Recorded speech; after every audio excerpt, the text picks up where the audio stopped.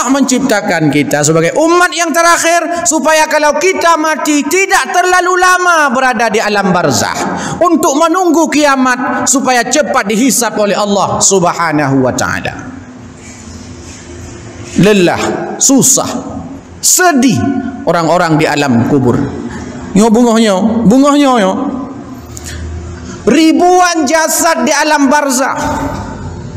Mereka bermohon kepada Allah Subhanahu wa taala, "Ya Allah, kapan kiamat? Ya Allah, kapan kiamat?" Ribuan jasad, bahkan miliaran jasad di alam barzah. Mereka bermohon kepada Allah agar disegerakan kiamat. Sedangkan tanya tamu doa, "Ya Allah, panjang umulung, panjang umulung, panjang umulung." Pak Ayub, "Ya Allah, pajan kiamat, pajan kiamat, pajan kiamat." Ditanya, "Ya Allah, panjang umulung, panjang umulung." Pak Ayub bilang tanah, "Ya Allah, bagah kiamat, naik dah delino, ya Allah, tak dekat-dekat ketepuk malaikat, ya Allah, kebancarannya, ya Allah." Tapi kamu doa. Cuman kita enggak terasa. Kenapa enggak terasa?